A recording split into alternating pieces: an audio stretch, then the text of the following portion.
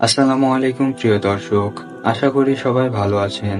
আজকের ভিডিওতে আমরা আলোচনা করব একটি গুরুত্বপূর্ণ হাদিস নিয়ে, যেখানে আমাদের প্রিয় নবী সাল্লাল্লাহু আলাইহি ওয়াসাল্লাম দোয়া কবুল হওয়ার 3টি পদ্ধতি সম্পর্কে সুন্দরভাবে ব্যাখ্যা করেছেন।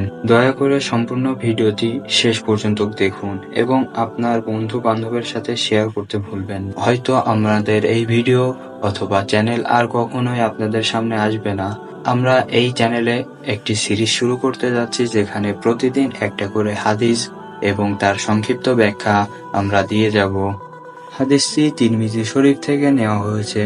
নবী করিম সাল্লাল্লাহু আলাইহি ওয়াসাল্লাম বলেছেন, যখন কোনো মুসলমান কোনো দোয়া করে, যদি তা এমন কিছু না হয় যা গুনাহের বা সম্পর্ক ছিন্ন করার জন্য, তবে আল্লাহ তাকে 3টি উপায়ে প্রতিদান দেন। হয়তো তিনি তার দোয়া সাথে সাথে কবুল করেন, অথবা তা আখিরাতের জন্য জমা রাখেন, অথবা তার থেকে কোনো বিপদ দূর করেন। তিরমিজি হাদিস নম্বর 3573।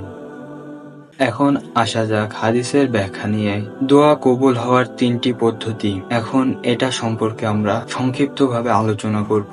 এখানে একটা বিষয় মনে রাখা দরকার, এখানে 2টা বিষয় বলেছেন যেখানে আমাদের দোয়া কবুল হয় না। যেখানে প্রথমত বলা হয়েছে এমন দোয়া যা গুনাহের কাজের সাথে সংযুক্ত, এমন দোয়া কবুল হয় না।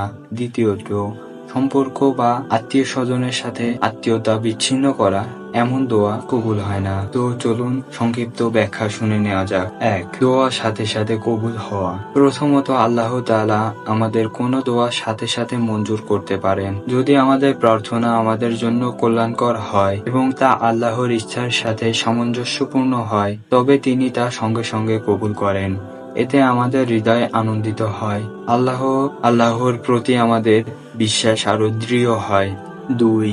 আখিরাতের জন্য জমা রাখা। দ্বিতীয়ত, অনেক সময় আমরা যা চাই তা দুনিয়াতে পাই না, তবে আল্লাহ তাআলা আমাদের দোয়াকে আখিরাতের জন্য সঞ্চিত রাখেন। তিনি জানেন কোনটা আমাদের জন্য সত্যিকারের কল্যাণ বয়ে আনবে। তাই যখন কোনো দোয়া দুনিয়াতে মঞ্জুর না হয়, হতাশ না হয়ে মনে রাখা উচিত আল্লাহ তা আখিরাতের জন্য জমা রাখছেন। 3. বিপদ দূর করা। তৃতীয়ত, আল্লাহ আমাদের কোনো বিপদ থেকে রক্ষা করার মাধ্যমে দোয়ার প্রতিদান দেন। আমরা হয়তো বুঝতে পারি না, কিন্তু আল্লাহ আমাদের জীবনের বিভিন্ন বিপদ দূর করেন, যা আমরা হয়তো কখনো জানতেও পারি না।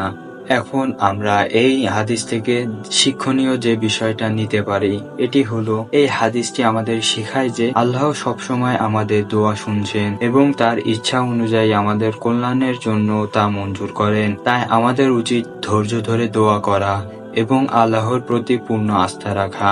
প্রিয় দর্শক, আজকের আলোচনাটা যদি আপনাদের ভালো লেগে থাকে তাহলে লাইক দিন, চ্যানেলটি সাবস্ক্রাইব করুন এবং অন্যদের সাথে শেয়ার করে তাদেরকেও হাদিসটি জানিয়ে দিন।